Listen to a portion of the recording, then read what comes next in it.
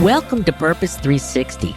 I'm Carol Cohn, and today more than ever before, companies, brands, and their partners need to stand for something beyond the bottom line. I've created this program to provide insights and ideas to share with you so that you can apply them to your work the very next day.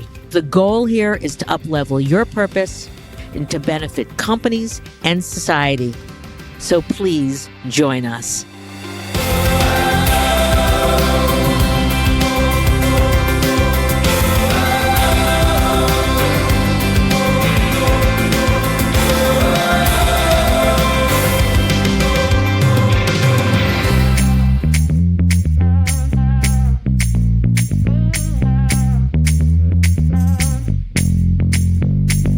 Today is a returning organization to our microphones, CECP, which in the earliest days was the Committee to Encourage Corporate Philanthropy.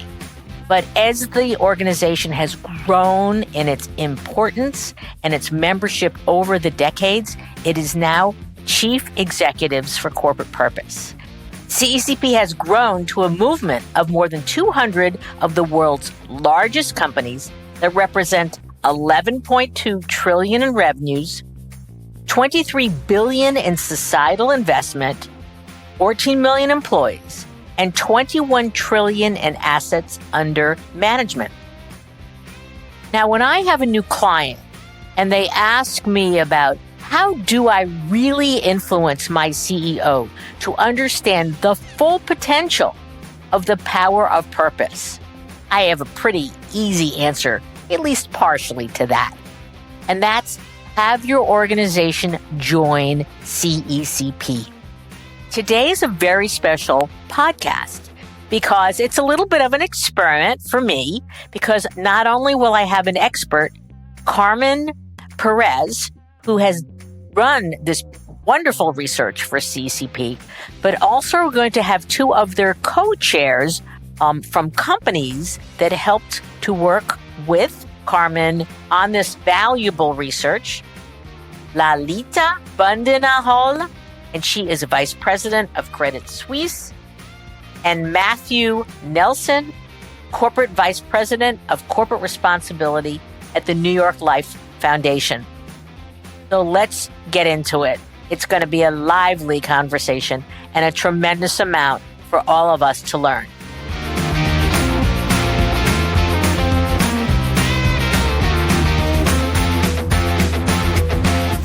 So Carmen, talk to us a little bit about CECP today. There may be some of our listeners that aren't quite up to speed about the organization. Thanks, Carol. I'd love to share a little bit more about Chief Executives for Corporate Purpose.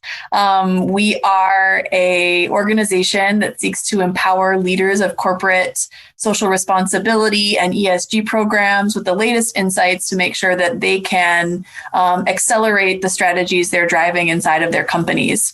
So that means so many different things depending on what company they're sitting in, but it's a combination of data, benchmarking, events, making sure we're amplifying the CEO voice, and of course, research. There's one key word that really jumps out at me regarding this value volunteering, and it's being intentional. And you use that word a lot. So let's talk about the report. And the first thing I'd like to know is where'd the idea come from? Why did you feel that you needed to? So there's a lot of volunteerism across CECP with your colleagues and such. Great programs, certainly from Credit Suisse and New York Life. But why now? Why did you decide to do this research? I think the Service for Impact Collaborative is something that goes back many, many years. And there was such a richness to the gathering of leaders of volunteering programs inside companies. Also, the nonprofit perspective. It's a collaboration with Philanthropy New York.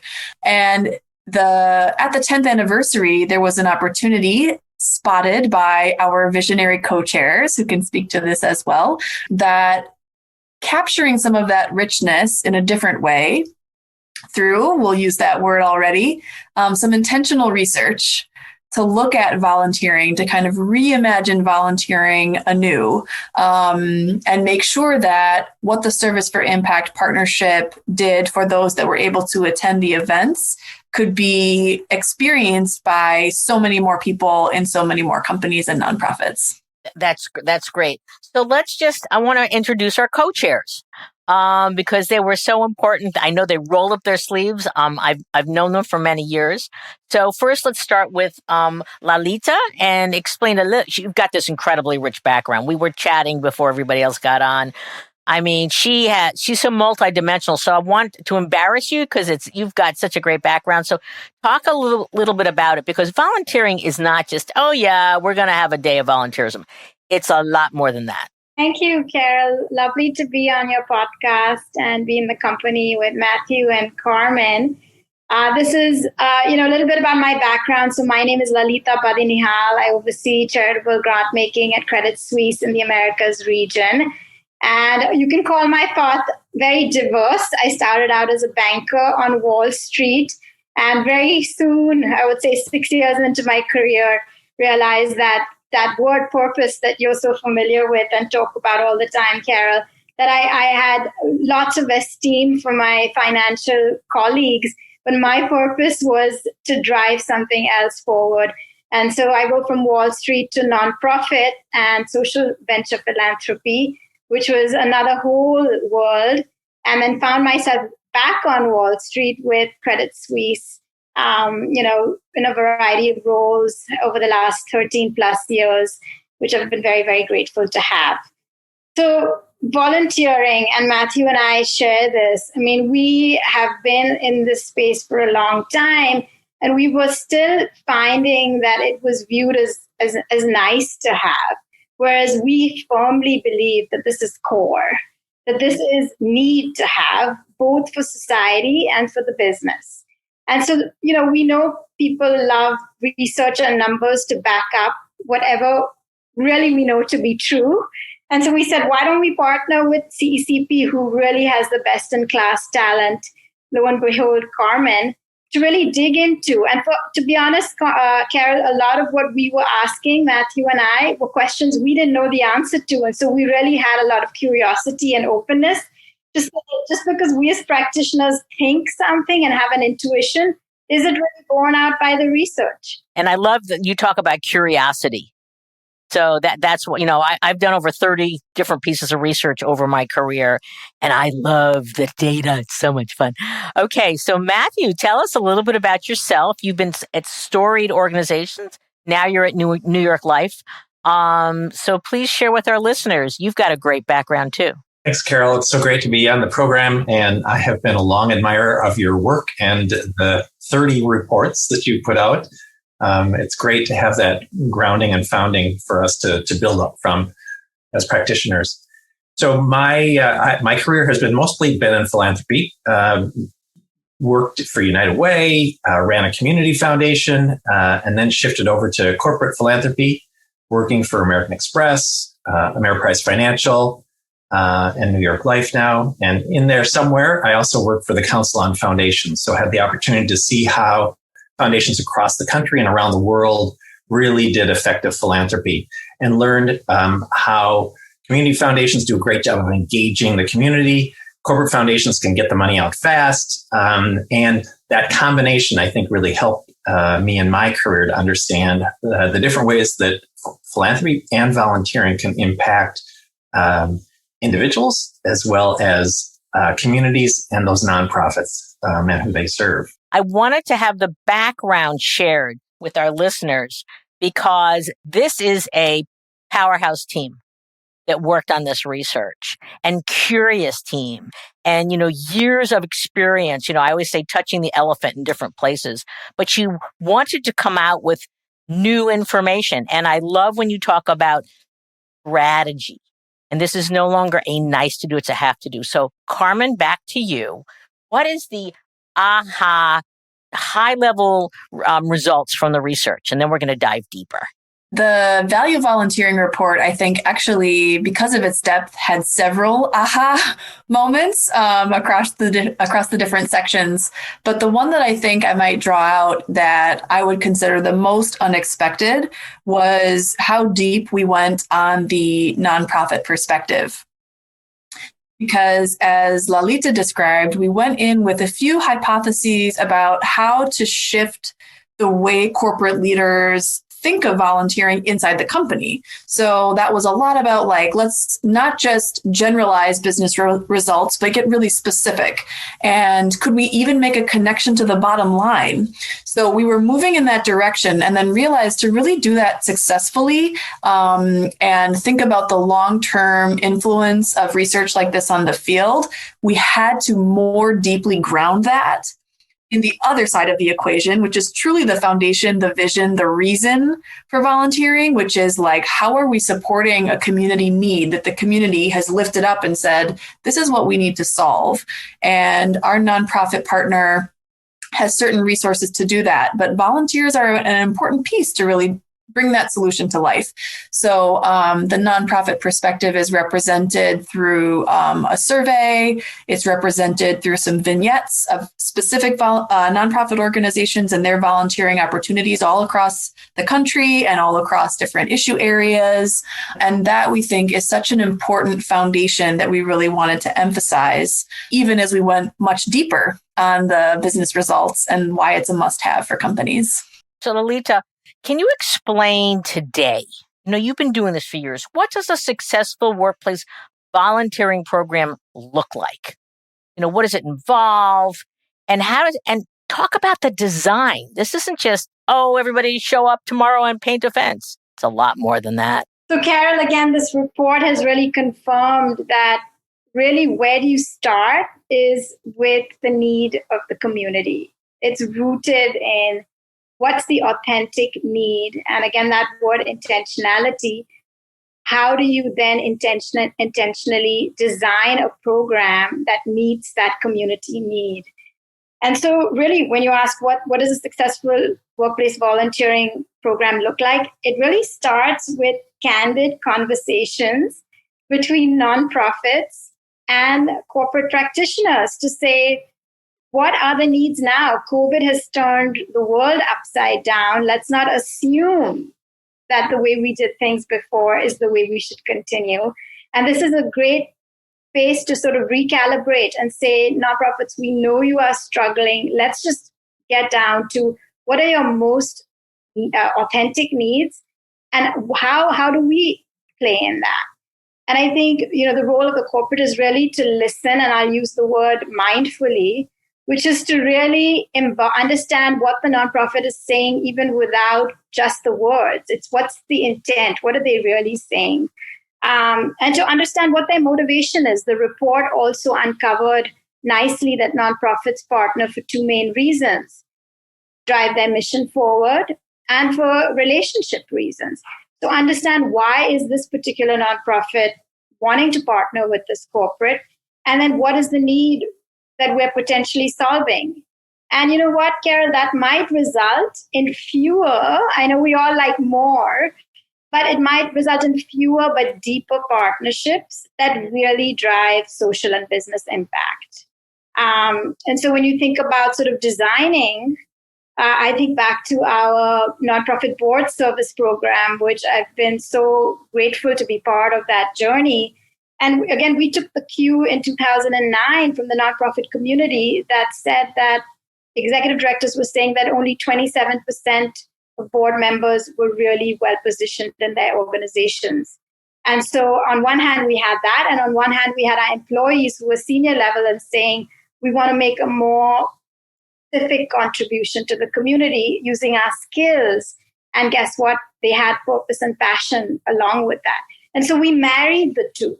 And I'm not saying it's easy to spot those, but that's what we're looking for, being more intentional and really finding that win-win. So, Matthew, can you build on that in terms of your experience?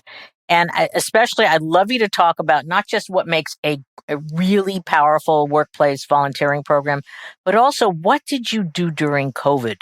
Because COVID turned all of our worlds upside down. So, Carol, first I would say that I would build on the statement that Lalita started with about authentic. Find out what a nonprofit authentically needs. But the value of that is that not only do the nonprofits receive something that they authentically need, employees experience something of deep, powerful value. And in the research, in the value of volunteering, that I think the most startling result is that public opinion says that when a company does authentic volunteering in the community, their sense of that company and their loyalty and their trust in that company doubles. And that's a powerful statement. And when you think about, so what's in it for a company? That is what's in it for a company, to have an authentic partnership with a nonprofit, provide authentic and powerful experiences for those volunteers, their employees, and they have a huge impact out in the community because of that. Can you explain through the research how you measured the doubling of the trust? So that was one of the value volunteering components, as you sort of described at the outset, Carol. There was a lot of different elements to the research plan. But after doing focus groups and some nonprofit surveying and building that nonprofit voice, one of the final components was actually to do a public opinion survey. So we'd already surfaced what we believed were the built-in and built-for business results from workplace volunteering. And now we wanted to try to test that relationship between people and companies. Do people recognize that, or if they do recognize changes in impact, like this volunteering really made a difference, does that also have an effect on how they view the company? So the public opinion survey was done by a company called Talmetrics, which was a great partner. There was lots of partners in value volunteering. They're another one. And they assessed reputation, they assessed trust, and they assessed customer loyalty on a few different factors. So the underlying analysis is a correlation analysis to look at sort of like what is the effect in the strength of that relationship. And it was specifically for trust and loyalty, as Matthew described, that when they felt the volunteering made a difference, the strength of the relationship would double. I'm fascinated by that because we have a lot of clients who are saying, they work with Rep Institute, which is fabulous. And, it has the various quadrants. They say, but we need to move the trust. So can you dive a little bit deeper into some of the methodology, maybe some of the questions? I am mesmerized by that.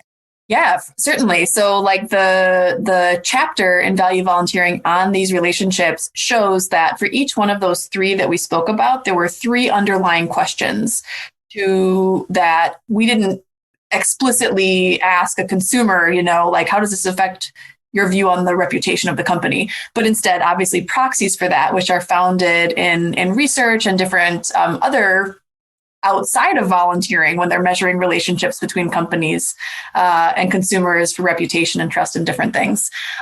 So we were layering in, using all of that knowledge, now layering in volunteering to say, how is this a driver or not? How is this a way to strengthen the relationship or not? And I think that we were surprised in particular how the trust in a company was significantly affected. So it was a strong relationship. But then when someone believes that the volunteering made a difference, so that goes back to Matthew's comments about authenticity. This isn't something you can phone in. Like we have to do all of the components that we discussed about being in meaningful conversation with community partners and making sure that we're really filling a need with the volunteering. So that surfaces up to the employee feeling they made a difference, the nonprofit feeling they got a value from it. And then that's where we saw that big bump in trust. So we're glad that you're excited about it because we do think that that's going to catch some eyes. Those intangibles like trust, it's really tough to move the needle, and volunteering has an important role to play. Very hard.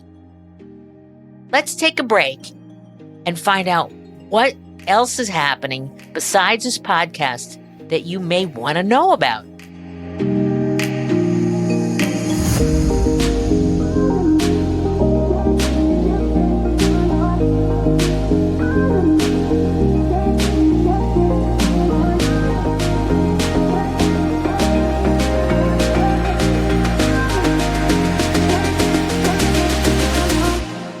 In the past week, both Nike and Chipotle announced new sets of environmental and social goals.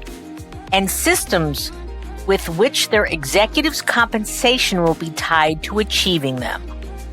Now that's putting your money where your mouth is. Let's talk about Nike because they are always at the cutting edge. Recently, Nike released its fiscal year 20 impact report, which detailed the sportswear giant's progress on an achievement of a set of 2020 sustainability targets. With it, the company unveiled a set of new 29 Purpose 2025 targets that, according to their CEO, John Donohue, aren't just aspirations, he said. They outline clear goals, action plans, and accountability. As Donohue details in an accompanying letter, quote, "We're redefining what responsible leadership looks like. For the first time, we will tie executive compensation to Nike's progress in deepening diversity and inclusion, protecting the planet, and achieving ethical manufacturing." That's a pretty hefty list. Nike has long led the sportswear industry in environmental sustainability, particularly when it comes to material innovations and circular design. But the company has long been criticized for promoting the power of sport and athletes, many of them Black, and issuing strong statements of support for Black Lives Matter, Colin Kaepernick, and racial equality at large without reflecting that ethos within its own organization. Indeed, as of 2019, less than 10% of its 300 plus VPs worldwide were Black. Well, that's going to change.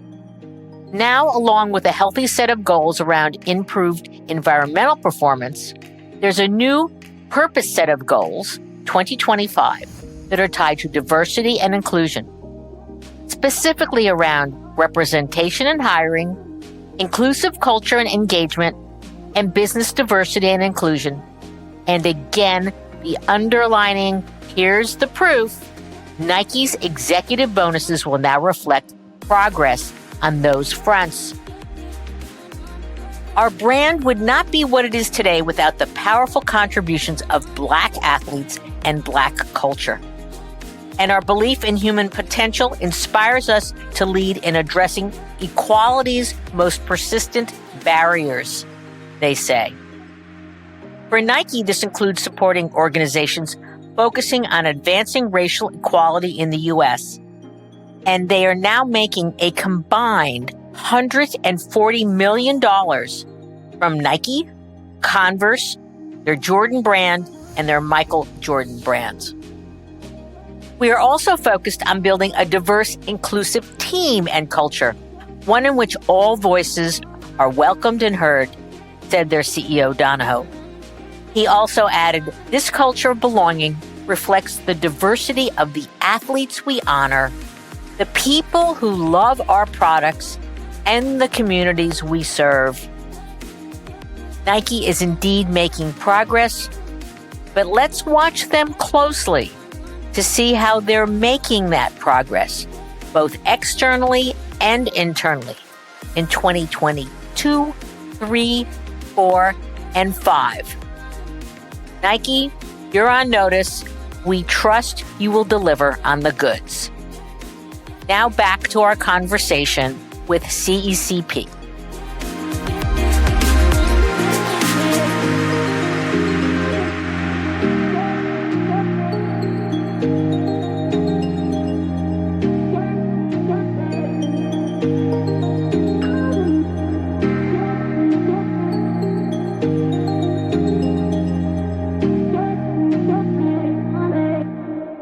So I'd love to ask Lalita and Matthew, how did a consumer per se learn about the volunteerism that your organizations did? What sort of communications, how did it kind of, was there a pebble in the pond and then it rippled out?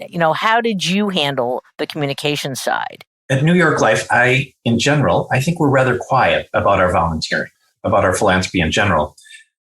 But I think that what is consistent is our focus. Carol, I mentioned that I work for the Council on Foundations. I saw really great corporate philanthropy and really poorly done corporate philanthropy. New York Life was one of the ones at the top for me. And so I was very excited to be able to start working with them because of the alignment between the business and the philanthropy. We're a life insurance company. We create financial security. And the foundation works with childhood bereavement. It's a perfect match for the foundation and the company. It has a sense of integrity. It makes sense together. And so I think what we have done is we have chosen to go deep in that. You know, when Lalita talks about authentic relationships, that takes time. That takes a depth of relationship and trust between the nonprofit and the corporation.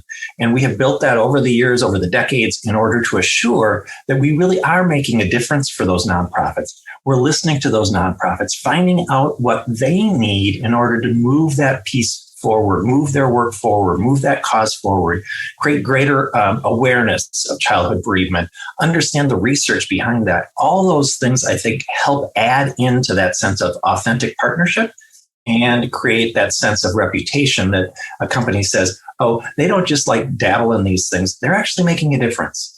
And that comes through in the research that we have done, in the reports we've helped support, and how our employees experience it. Today, more and more, our employees are posting things on social media. They become our amplifier of the work we do, the volunteering we do. And it's exciting to see the sense of pride in the company and the sense of impact it's making on the nonprofits and those clients, end user clients out there that nonprofits support. And I'm curious because you sell through agents.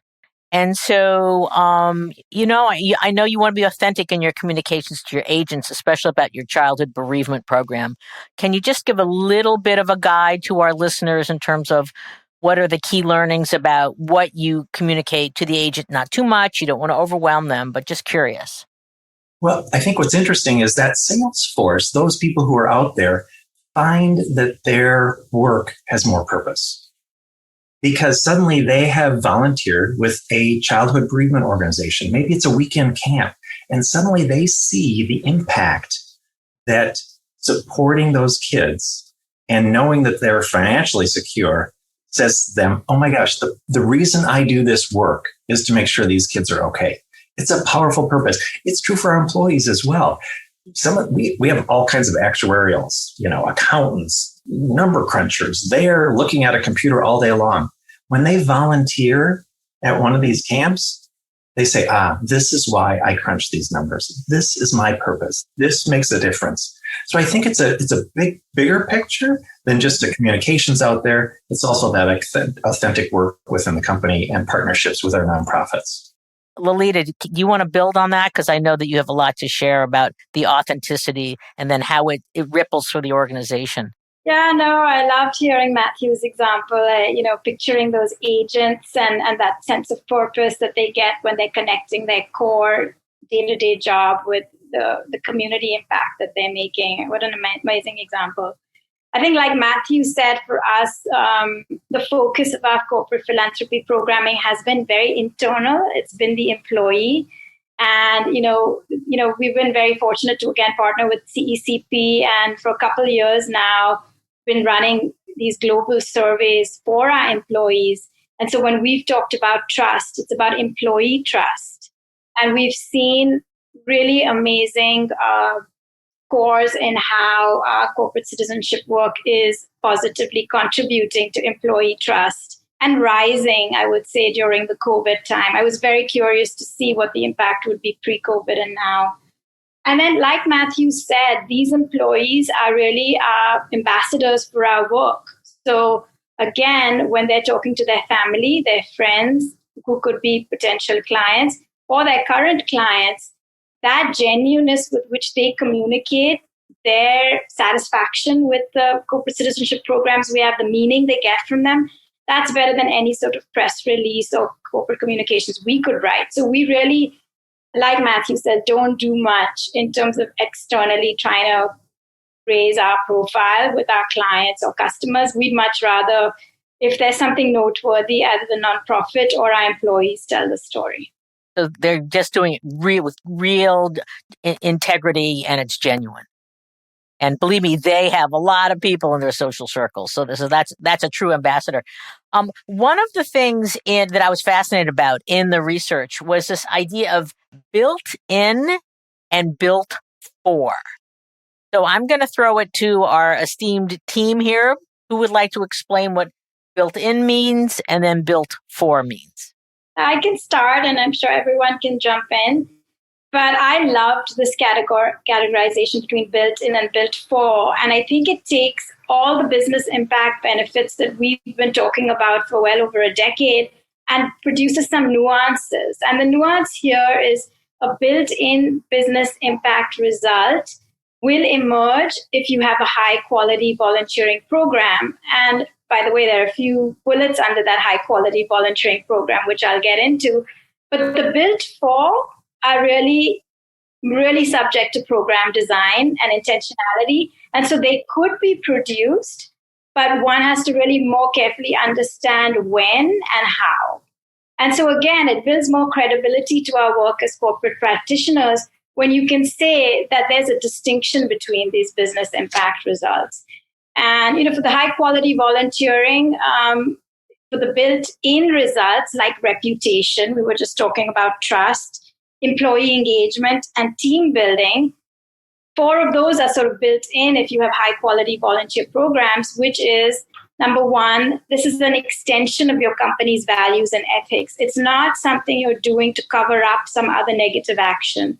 Number 2, your senior management and middle management is truly and genuinely interested in promoting volunteerism and is excited about the employees participating. And number 3, again, rooted in community needs and authentic. So if those 3 are met, then one can say that most likely there will be a positive impact on reputation, trust, employee engagement, and team building. And you look at the other side of built for, and again, Matthew and I were curious, where will, for example, employee retention lie? Where will recruitment lie? But these are more built for because you do need to be more specific about your target population. For example, for employee retention, what motivates employees to volunteer does vary. Some want to use their skills. Some want to build their skills. Some don't want to use their skills at all. They want to switch off. And some want to just follow their purpose and passion. So if you're going to look at retaining an employee and tie corporate volunteering to it, understanding their motivation is very important. And other built-for results are leadership skills, customer insights, and client relationships. And I'm just wondering if in today's world where humanity is needed so much, is volunteering perhaps equally as important as a training program that was developed by some training organization? Because it's just got more of that inherent passion and ethos. I'm just curious what you think about that.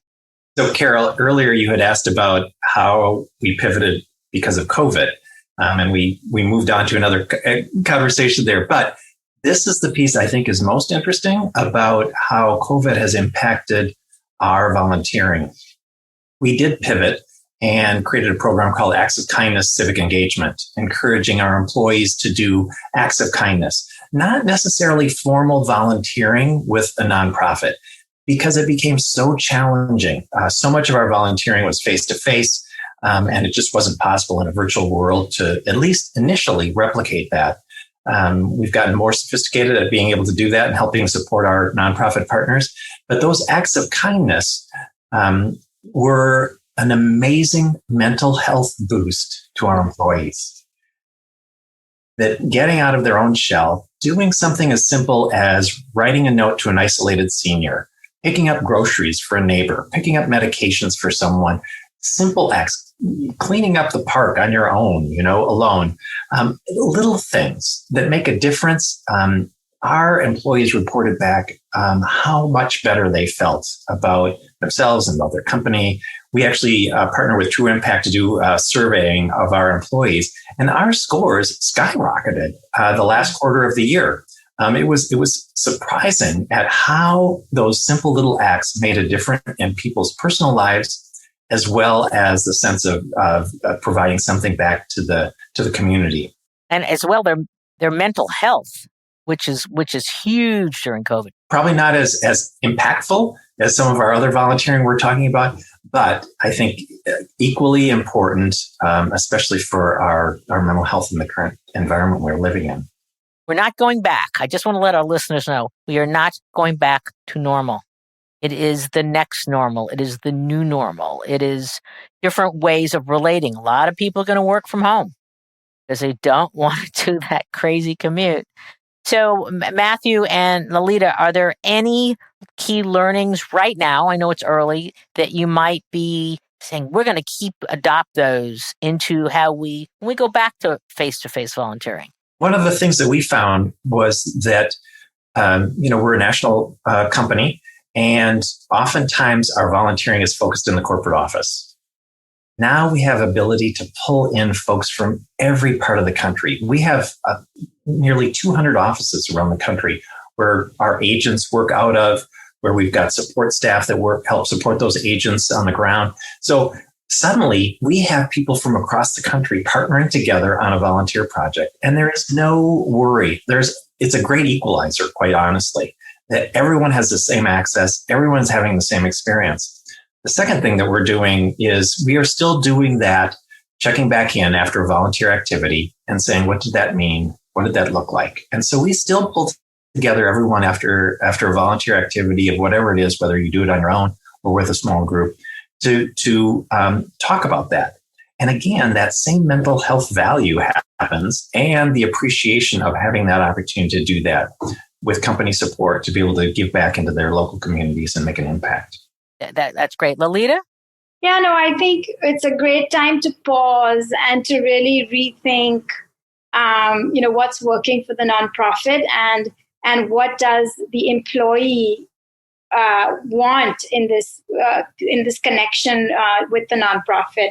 And we know the future of work is evolving. At some companies, there will be some layers of staff that maybe come back to the office only partially. At other companies, perhaps not at all.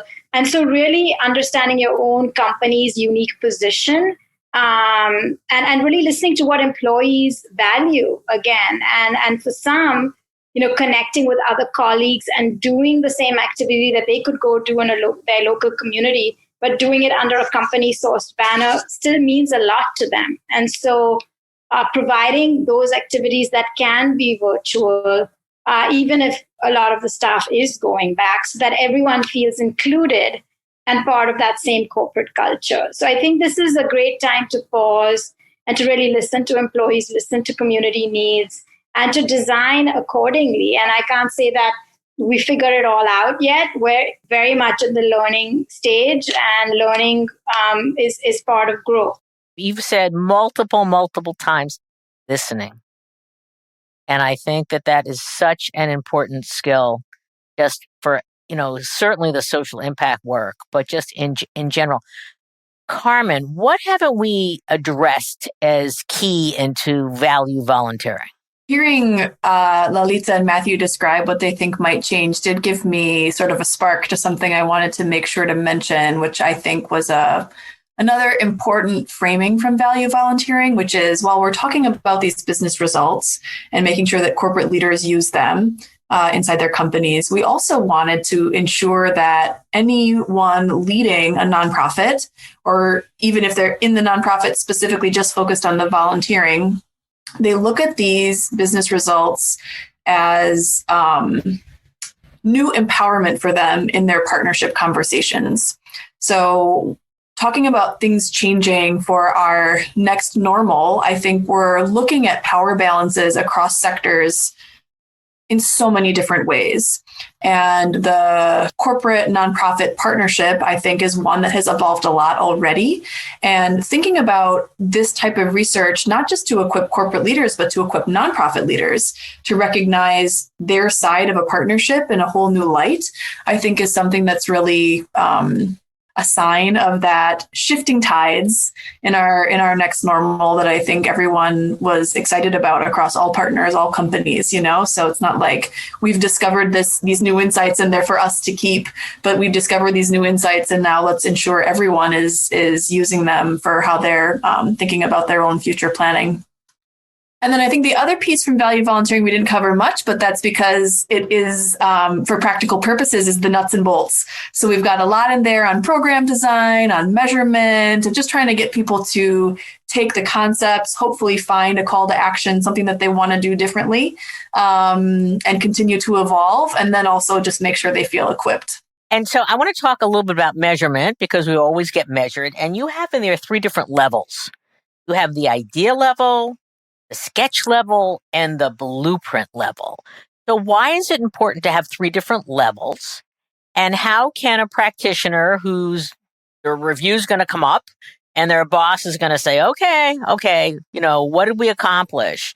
How can those 3 different constructs advance the work as well as the individuals to have a great review? I can sort of speak what we see sort of across companies, and then I don't know if Lalita or Matthew have like a experience building this at your New York Life or Credit Suisse, but I think we wanted to articulate those levels because we often observe a mismatch.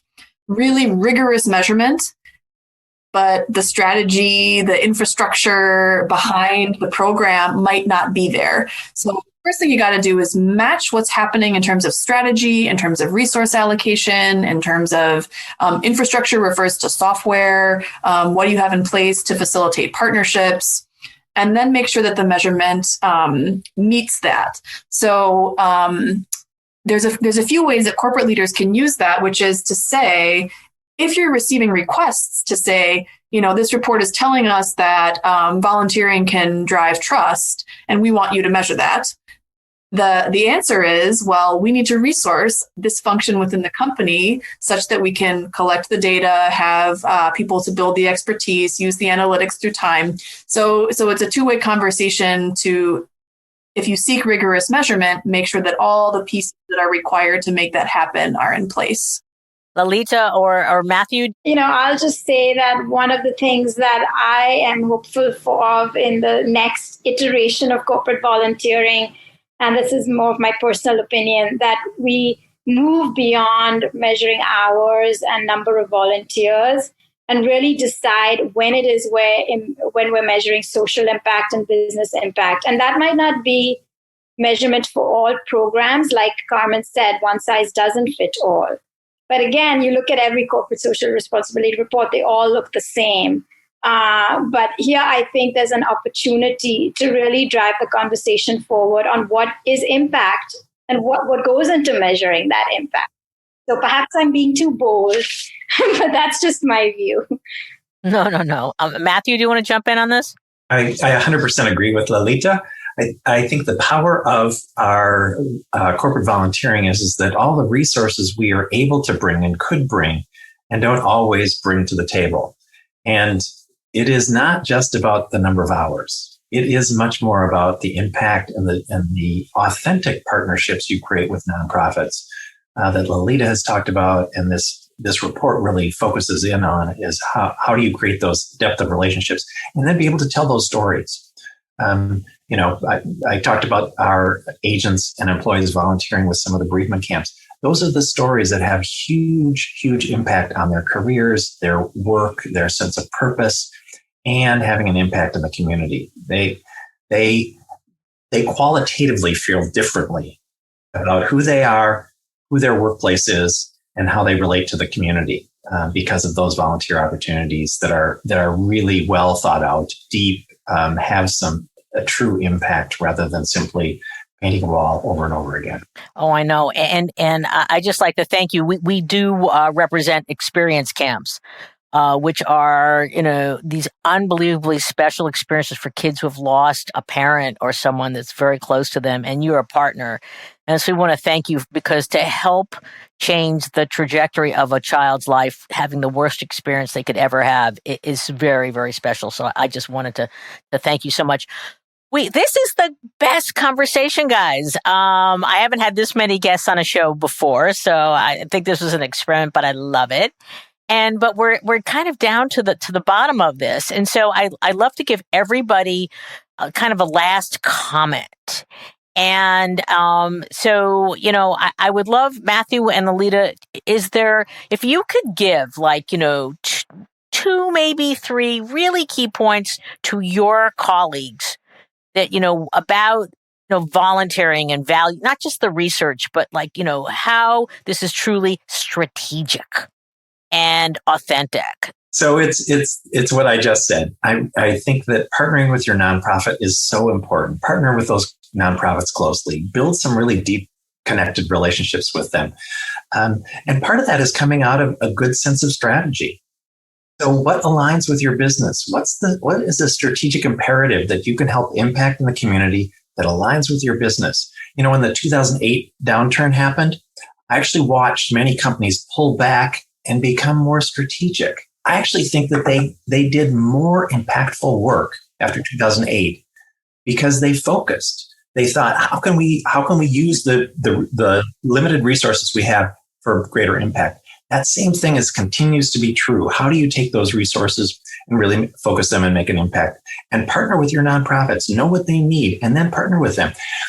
With skill-based volunteering, with the resources that companies have, there are all kinds of opportunities to make a huge impact in the community. And I think employees really do value when they see that something has qualitatively changed. When I have conversations with our employees about skill-based volunteering that they've done, they categorically say that was the most powerful experience they've had in their professional career, often even. Yeah, when we represented PNC Bank for 15 years, and at one point they had Head Start was a long-term partner, and they had their people in HR help the Head Start people write job descriptions. And it seems it's like a blinding glimpse of the obvious, cynical. It was so profound to have professionally written job descriptions. And they were both sides were so proud when they talked about it. Lalita, your last comments. So I think one of the highlights of this report is really the connection between social impact and business impact. And the way I look at it is a virtuous cycle. So if we do successfully design programs that are impactful for the community, which is really our driver, guess what? That leads to business impact in a more quantitative form. And guess what happens then? Your business impact makes more sustainable funding available to your function, which then in turn drives more social impact. So I love that virtuous cycle, and I love that it starts with the community need, that it shows that this is necessary and that it drives business impact. So those who care about business impact, that's not lost on them. So it moves from nice to have to need to have. And then we all win because it means more social impact. So I'm just still digesting that and what that means. But this is what, to me, the biggest insight of this report is. And so it may mean doing things differently, but I think those who are willing to challenge the status quo and to really listen and to build authentic programs with intentional design is starting a movement. And COVID has, we all had to get smarter and faster and ingenious. And I think that you're exactly talking about that. So Carmen, the last word goes to you. You're the mother of value volunteering. You've done such amazing work at CCP. So the last word to you. When I look at the report and how much depth there is, we're covering so much ground. I hope that when people read it, whether they're running a nonprofit or running a company, they let their own measure of success when it comes to this report be changing something. So do something different. It could be a whole range of things, but we tried to capture that in the call to action. And we even discussed it a bit on this call. Volunteering inside companies is not new. It's decades on decades of companies allowing volunteering and using volunteering in all different kinds of ways.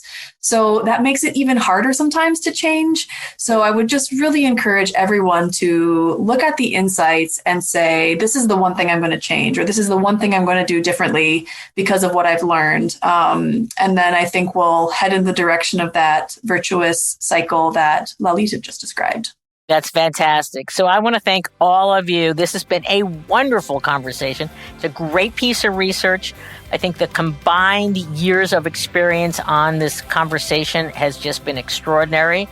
So I have changed the end of my podcast. I used to say to people, what is your purpose? But here's how I do it now. I say, what is the power of your purpose? So thank you, Matthew. Thank Lalita. Thank you, Carmen. Fabulous research. I want all our listeners, please go online, go to ccp.org, download it, read it, mark it up, which is what I always do, and then learn and try something new. Because if we don't take advantage of the worldwide pandemic and all of the tragedies and turn it into something that's powerful and positive, then shame on us. But I know that all the people in the social impact world will truly do something even more extraordinary. So what is the power of your purpose? Thank you all, and have a great day. Thank you, Carol. Thank you, Carol. Amazing.